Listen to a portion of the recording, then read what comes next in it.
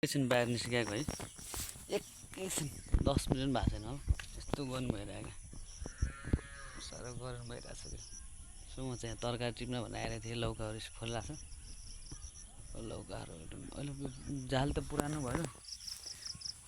पुरानो झाल भयो त्यही पनि फलिरहेछ कि फलिरहेछ कि त्यही पनि अब तरकारी त खानु पर्यो होइन बोरीहरू पनि छ बोरीहरू भिन्डीहरू पनि छ आज लौकाको तरकारी खाउँ कि भन्ने खासै मन त पर्दैन पर्न चाहिँ तर के भन्छ काट्नै पर्यो होइन यत्रो तरकारी लगाएको छ यता चाहिँ तरकारी लगाउनु भने खनिया मान्छे चाहिँ वास्तवमा चाहिँ तर म चाहिँ गर्दैन लगाएन हामी नबस्ने यहाँ नबस्ने भयो त्यही भएर तरकारी चाहिँ म लगाएन यो यस्तै हुन्छ अब यो पर अब दाजु भाउजूहरू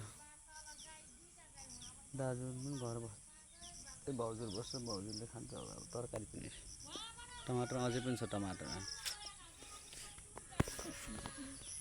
बोरी पनि फलिरहेछ घेरौला पनि फल्ने तर्खरमा छ माथि चढिसकेको छ लौका त लद्रा नै फलिरहेको लौका त के अरे बोट फेर्ने बेलै भइसक्यो अर्को बोट अब नयाँ लगाउने बेला भइसक्यो त्यही पनि अब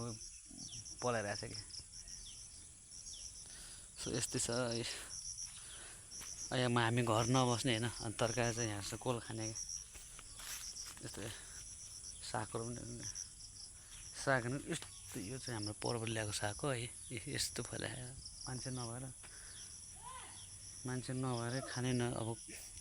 कोल खाने बाँडिदिने कुरा पनि भएन मान्छे नभएर त्यस्तै छ यस्तै छ जिन्दगी चलिरहेछ यहाँ चाहिँ खुर्सानी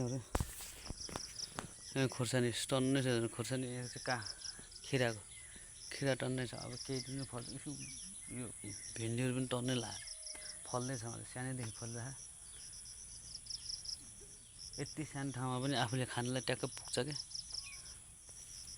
होइन त्यही के गर्ने आफ्नो घर नबस्ने भएपछि अब यस्तै हो सायद घर बसे त म चाहिँ अब 1-2 हप्तापछि विदेशतिर जाने हो मेरो चाहिँ काठमाडौँदेखि बोलाबोलै गरेर विदेश चाहिँ जाने हो म चाहिँ यस्तै छ गाइस यस्तै सब चाहिँ म चाहिँ लौका पनि ठुलो छ एकजनालाई धेरै हुन्छ क्या लौका पनि फेरि हेर्नु अब यो लौका दुइटा यो ठुलो छन् म एकजनाले कति खान्छ यति खान्छ होइन त्यही भएर खै अब सानो टिपेर लगाउनु पर्यो भनिरहेको यस्तै छ जिन्दगी के गर्नु साथी हो यस्तै छ गर्मी एकैछिन बाहिर निस्के यस्तो गर्मी छ कि गाह्रो छ